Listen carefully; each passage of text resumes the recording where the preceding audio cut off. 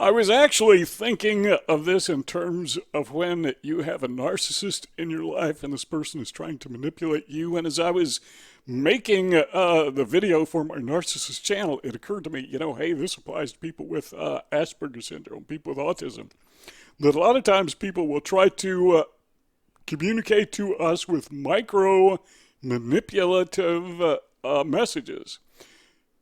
And because we have Asperger syndrome, we have a very difficult time picking up on some of these things. And I thought, well, maybe it's good to talk about this because it's not only narcissists that do this. It's not always someone being nefarious in their motive. Sometimes people do it, who knows what reason they do it. Maybe they just feel like they don't want to be blunt about something, so they kind of drop subtle hints. Well, most of us, we don't pick up on hints. We pick up on things that are not hints, and we think they're hints. And we get them confused, and we think someone is being intentionally offensive when they're not. Well, this time, people, they're not necessarily trying to be offensive. They're just trying to get our attention, trying to communicate a message. And we don't get it. We just let it go right over the tops of our heads. Well, what are these things? I've got 4 examples, and I'm thinking they're probably 400, 4,000. You can probably think of more than I could think of, but I just kind of jotted these down, so let's talk about it. Someone is trying to communicate to you, and they want your attention, and so they will do that by feigning illness. And maybe they're not feigning, maybe it's real. Or a way they may do this is they may not tell you they're sick. They may just say, hey, I can't make it.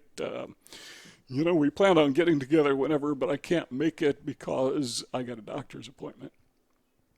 And they just leave it. They just let it hang there. Well, you're caught off guard. You're surprised. You don't know it.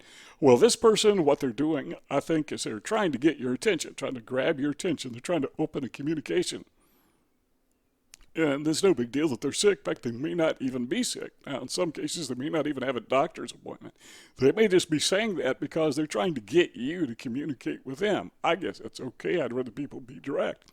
But they want you to call them up or send them a message or whatever. Say, hey, what's up? You hear you're sick? You going to the doctor? You got a problem? You dying? I mean, open up with me. And people do that on purpose. They have these little subtle communications. But if you have Asperger syndrome, if you're autistic, if you have high-functioning autism, you may not even get it. Okay, the guy's got a doctor's appointment. Well, we all have doctor's appointment. Right. I mean, everyone sees a doctor sometime in their life. And my age, we see doctors all the time. It's kind of like a weekly event, we have doctor's bills and we have gasoline bills. Just getting back and forth to the doctor is getting to be expensive.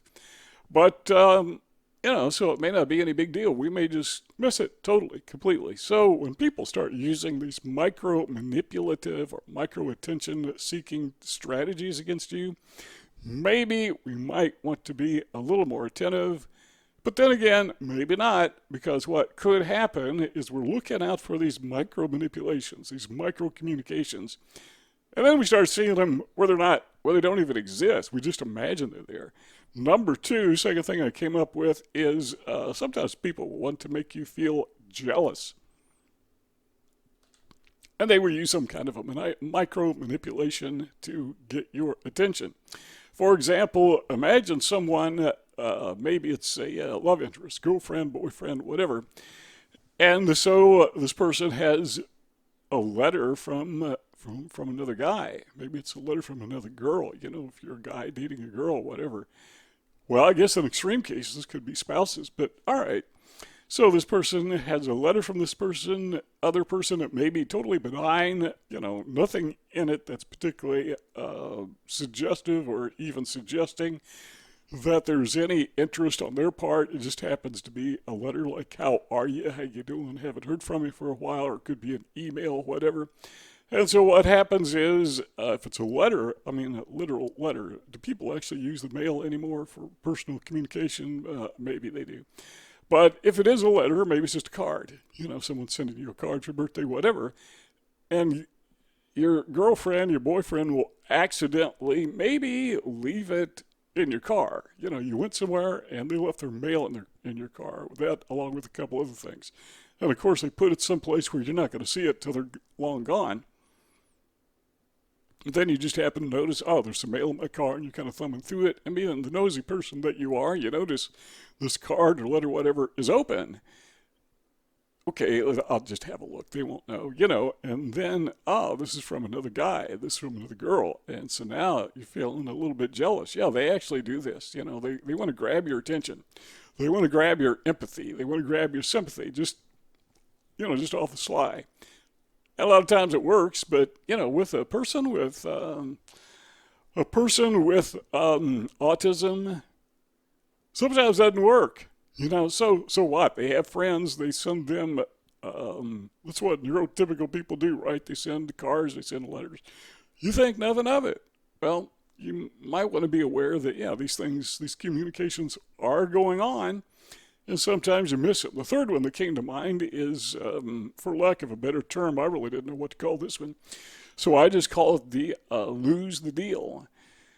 Now, this is somebody that is trying to develop a closer relationship with you, and apparently you're not picking up on it.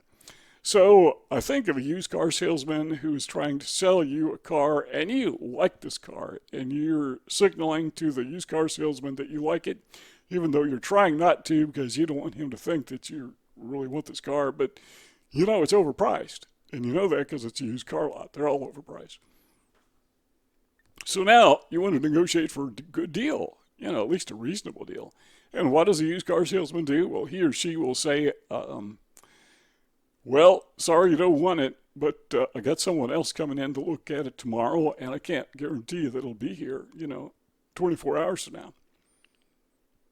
So you're thinking, man, I really like this car. I may lose it forever, so I'm going to spend an extra few $100s just to get it to. And there may not even be someone coming in to look at it, but the salesman, he's good. He's done this for years. He knows how to manipulate us. So that is what I call lose the deal. Micro manipulation, and people do that all the time, and it could be a friend. And this is akin to making you jealous, but they you want to hang out tonight? Okay, well, I can't do it tomorrow because so-and-so wants to hang out. So I'm not sure that's going to happen, but if it is, then, it's now or never. Or now, or it could be, a week or two before we hang out. And it's micro-manipulation. They're just trying to get you to respond, get you to react. The fourth thing I came up with is what I call the oops message, and maybe you have actually used this yourself. And that is where you send a message intentionally, accidentally to someone. So you, in the body of the letter or the message, the email, the text message, whatever, you say, hi, Joe, this person's not Joe, so it's obviously sent to the wrong person, right? And you get this text message that says, hi, Joe, I'm not Joe. And then in the body of the message, the other individual says something that he or she wants you to know, but he says it in such a way that you will have to contact him or her. So now you're going to have to they're manipulating you to get you to initiate the contact. So you say, hey, I think you sent this to me by mistake. And the content of the message is something they wanted you to know. So you're thinking, man, I didn't know about that. So yeah, they got you hooked now. I'm not necessarily saying that's a bad thing. But as I said in my other video when I was talking about this, if it's a narcissist doing it, yeah, it is a bad thing. So you need to be aware of that. But maybe not a bad thing, but it's micromanipulation. The problem is, as we said already a dozen times, if you are autistic, you may just totally miss it.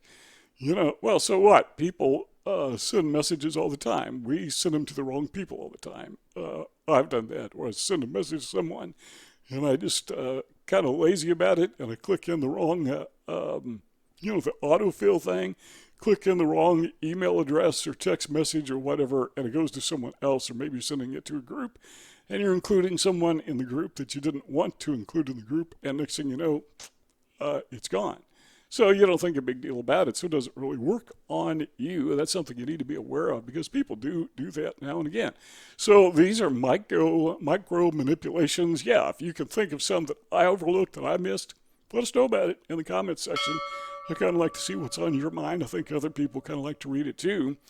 two rectangles on the screen. That means let's keep talking if you want. If not, thanks for stopping by. But all you got to do is click on one of those two rectangles, but otherwise we'll see y'all next time.